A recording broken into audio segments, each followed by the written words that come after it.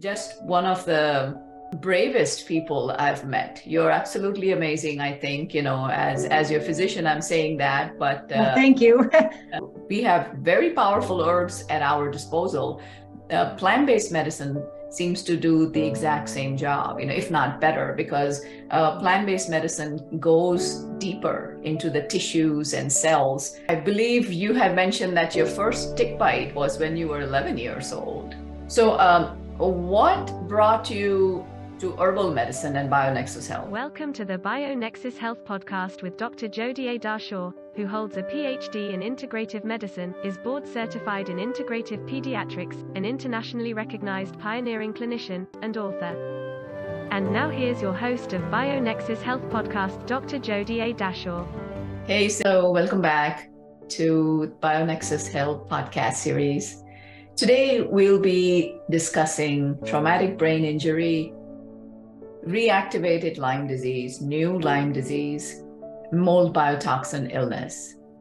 We'll be speaking with Cindy from Arizona, and Cindy is an absolutely amazing lady. She's been through so much in life.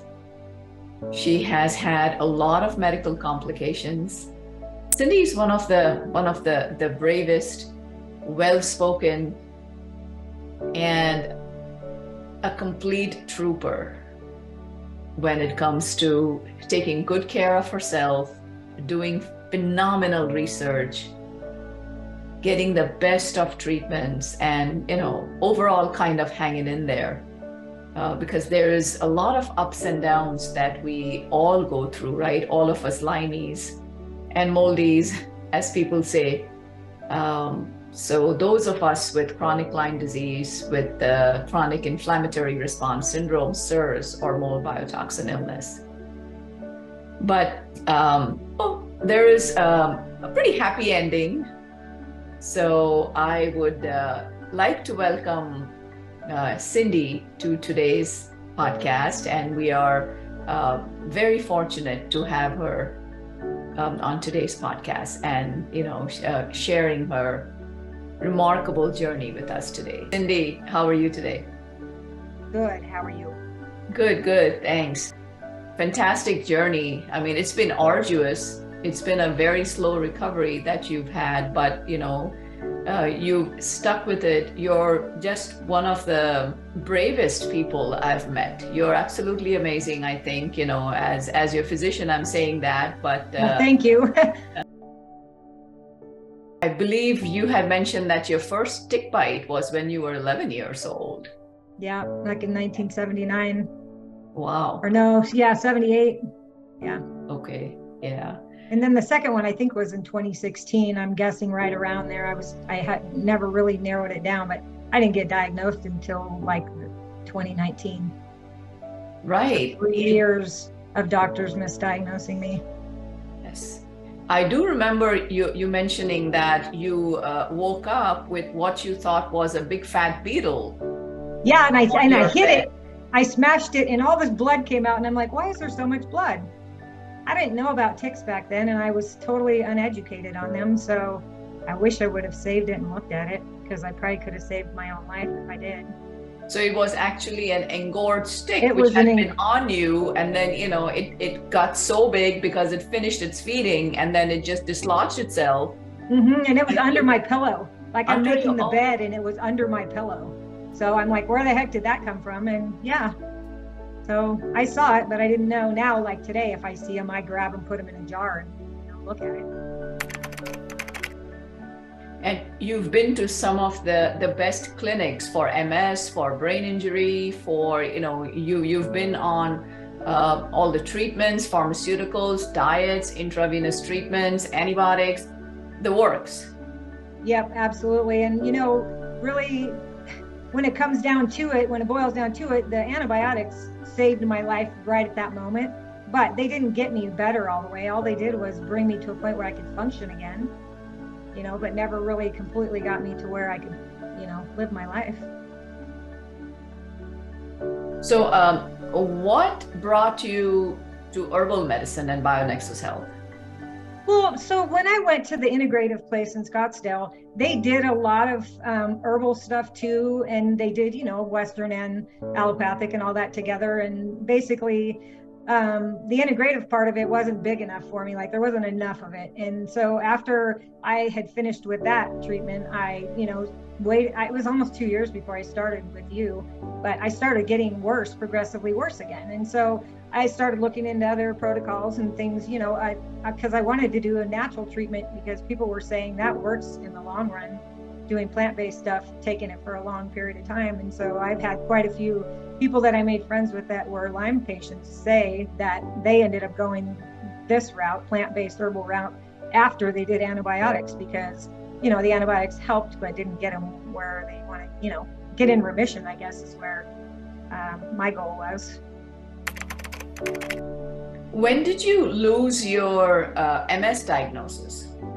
So when I did the IRAD Rocephin treatment, where they open up your blood-brain barrier, Yes. drop your blood sugar, and then a lot of my neurological symptoms went away. But I still had the dizziness. The dizziness was the biggest thing that I hunted for 10 years. And, I basically went to, world-renowned doctors. Yes. They could never once even thought to ask me about Lyme disease or mold toxicity. They went in all these crazy directions that I never got anywhere with anything. And, so that's when I felt like I was totally being mistreated by Western medicine because of that. Because if I would have been diagnosed sooner, I wouldn't have ended up with the pacemaker. So, and I feel like that is the end all for, knowing that I've had chronic long-term Lyme for a long time and had a heart problem for 4 years. And the antibiotics did not solve it because it was too late. I mean, I already had permanent damage apparently, so. Where were you exposed to mold? So I bought a townhouse about 10 years ago, and the house before I bought this one had mold in it, and the house before that one had mold in it. And I was aware both of them were both rentals because I had been in the middle of my divorce and all that. And so they had, halfway fixed the leaks and the mold and whatever, and never really did it correctly. And then when I moved in this townhome, found out there was a roof leak and that there was mold in the attic. And so I was getting worse and worse when I was here the first, 2 years. I got the second tick bite here. And so, I was being exposed to mold at the same time and the tick bite. And so I basically started my journey in 2017, took my breast implants out to try to help my immune system. Also to get rid of all the heavy metal toxicity from the breast implants. And try not to feed all of everything that was, all the bugs. And then, 2018, my gallbladder, Lyme disease took my gallbladder, and then, finally got diagnosed at the end and started getting treatment in 2019. So what challenges and what improvements did you see with herbal medicine? Well, it's, I am an impatient person. And I want things to happen quicker. And, it seemed like I was so bad. And when you told me that we were dealing with like a huge load, that I had to be more patient because I knew it was going to be slower because, antibiotics, like boom, they hit you and usually help you right at the moment, but not for long term. And so it was a matter of just being patient because I knew it was going to take time. But for the most part, the hertzing was a little bit bad in the beginning and but I think the treatment was pretty easy for the most part. Just a lot of counting drops. How's your sleep? That's funny that you ask because it was getting better before the pacemaker, but not all the way better. And I still had some pretty crazy rough nights because I had central sleep apnea, which found out later on after the pacemaker that it was all caused by my AV block. So all my symptoms for the sleep apnea have gone away. And, the biggest one was I would wake up, I would wake myself up and then have panic and wake up in the middle of the night and not know why I was panicking. And so that's huge. And so I think, probably just the medication or just the plant-based stuff itself probably got me to like 60% better sleeping. And then the pacemaker's gotten me probably to like 85%. So With your sleep? Yeah, way, way better. And I'm only usually awake about an hour in the middle of the night instead of 3 hours because my stomach would keep me awake in the middle of the night. Many people feel empowered, as we should, myself included, knowing that, we don't need to go back to heavy duty pharmaceuticals and the side effects and what have you. If we ever get exposed to mold again, or if we have a tick bite, we have very powerful herbs at our disposal. Plant-based medicine seems to do the exact same job, if not better, because plant-based medicine goes deeper into the tissues and cells. You had extremes in most of your labs, if not all. Yes, your numbers were very high. And you're right, it's very important to let people watching know this, that, with plant-based medicine, you can bring the numbers down. I see that all the time, Cindy. I'm glad you saw that as well. I plan to be an advocate and totally, help people be aware of Lyme disease. So, isn't it Lyme Disease Awareness Month? I've been making sure I tell one person every day about Lyme disease. I've been wearing this necklace every day. I put a Lyme disease awareness thing on my car. Oh, beautiful. And so people ask me about it. So, the ribbon. But that's I'm trying to at least educate people. I educated my electrophysiologist, by the way, the other day, just so you know. I said, do you even know why I got the pacemaker? And he's like, well, you had bradycardia and heart block. And I go, what was it caused from? And then he said, well, I think in here, I go, does it even say Lyme disease anywhere in my record? And he goes, well, in this one part, I go, I want it in the main area, and I would like you to start typing. So I had him type in Lyme disease and and I explained the whole thing to him, and I made him put it in my medical record. And then I said, you should educate. I brought him a pamphlet about Lyme carditis and said, you should educate everybody in this clinic about it. Because the one PA, she was the only one, and she said, oh yeah, rickettsiosis or rickettsia, or however you say it, it can cause that. She didn't even really know about Borrelia, which is scary. It was amazing having you here today, and I know it's going to help a lot of people. I mean, I've had such positive feedback that, I started with just as almost as a public service, because so many families were asking me that, can you have other patients talk about their journey? And, is it even possible to heal using just herbs? I'm like, it's not just herbs, it's well, the other thing plant-based medicine we didn't talk about is that how you treat the entire body, like completely from top to bottom. And that's very rare. Most doctors don't even know how to do that. And so it all comes together and creates the situation I ended up in, right? All of this whole body problems that I had created the situation I ended up in, not just the Lyme and that. And so, that's really important for people to understand, that you have to treat the whole body, because you'll never get there if you're just doing one thing or the other. And it's pretty complicated to, I went to several world-renowned doctors for my vertigo, because that vertigo was probably the number one worst symptom that I had out of everything, because I couldn't drive, I couldn't function, it makes you want to throw up. And so I went to several that were like world-renowned, and never once did any of them ever mention inflammation, because the breast implants cause systemic inflammation. So I had that going on, and then the foreign object occupies your immune system too, so then it weakens your immune system. So nobody ever mentioned that either. And then not one of those 10 doctors ever said, hey, maybe we should test you for Lyme disease. Not one.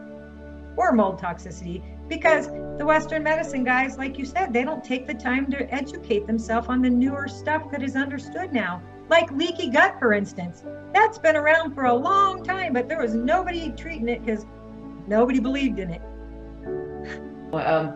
Most people, when they see infection, they're like, let's go now. What do I have? Yeah. Yeah, and I was never skeptical that it would not work, because I had researched it for a while, and I actually found you on a YouTube video, believe it or not. Oh, right. Okay. Yes, ma'am. I think it was a TED Talk, maybe. Did you do a TED Talk? Okay. Yeah. A while back, I think. Yeah. Yeah. No, I think that's talks, where I found honestly, you. I don't even remember too well. Maybe TEDx, if I recall. Yeah, TEDx. Maybe not. I don't know. But I'm glad you found me on YouTube. So now here you are. Yep, here I am, and functioning pretty well. Beautiful. Well, thanks once again. Thank you so much for being here today. Good. So I hope Cindy's story has inspired a few of you listening. And that's it for this podcast. Be well. Take good care of each other. Keep smiling. Always have faith. And I will see you at the next episode of BioNexus Health Podcast. Namaste. Thank you for joining Master Herbalist Dr. Jodi A. Dashaw, Director of the BioNexus Health Clinic and BioNexus Herbals, on the BioNexus Health Podcast, where we explore and share information and stories about recovering and healing from chronic and environmental illnesses such as mold biotoxin illness, Lyme disease, autism spectrum disorder, fatigue, Crohn's and colitis, mast cell activation syndrome, PANS, and more. Please help us grow our message by subscribing to our podcast channel and sharing the podcast on your social networks.